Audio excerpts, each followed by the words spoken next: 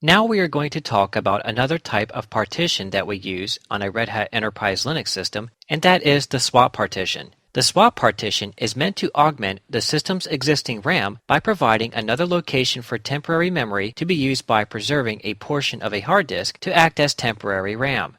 This swap partition swaps memory for applications that are not accessed as often out of RAM and stores it in the swap partition. There is a performance hit on the system when this happens, but it mainly affects the application that is being swapped out of the disk and back into RAM. Traditionally, the size of the swap partition was anywhere between 1.5 to 2 times the amount of installed RAM.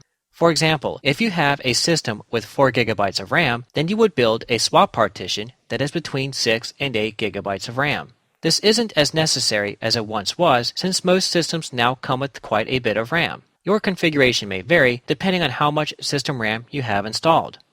We already have a swap partition on this system, so we are going to use our remaining 500 megabytes on our /dev/SDB device to add to our current swap total. To see how much swap space you have, as well as how much RAM you have, run the free command.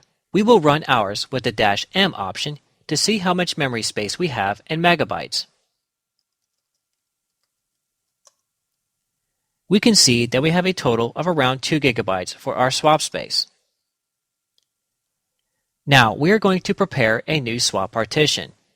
Again, we will be using our /dev/SDB device.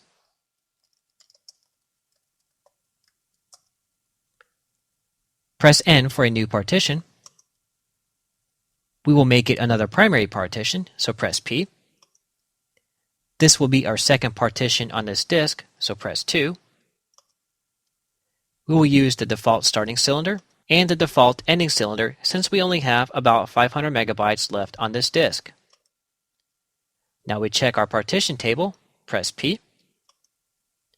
Now if you look at our ID and system type for the file system, we see that it is set to 83 for the default Linux file system. We will need to change this to swap.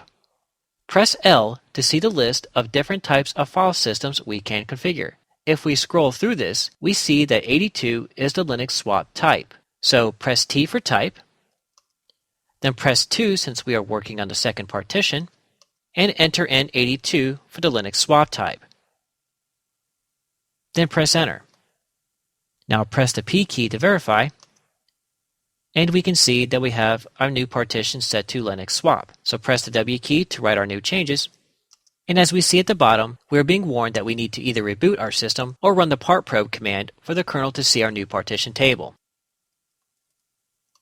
Now we are going to use the make swap command to make our swap file system, and we will give it a label at the same time.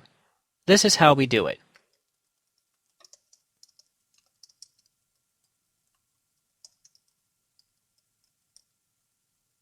We use the -L option to give our partition a label, which we will use to identify our new swap device in our /etc/fstab file. Next, we enable our new swap partition with the swap on command.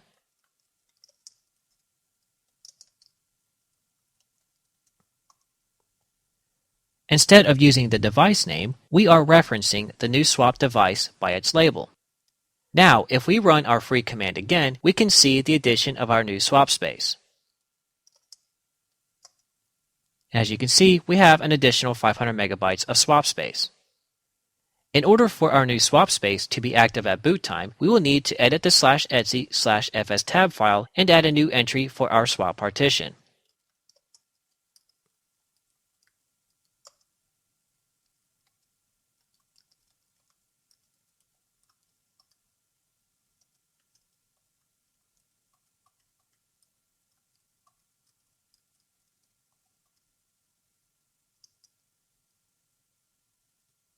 We reference our new swap partition with the label that we gave it instead of the device name.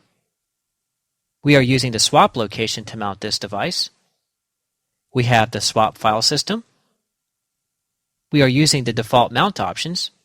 And we are not ever going to check this file system in the event of errors, since this is meant to be a temporary storage location for files when the system is running.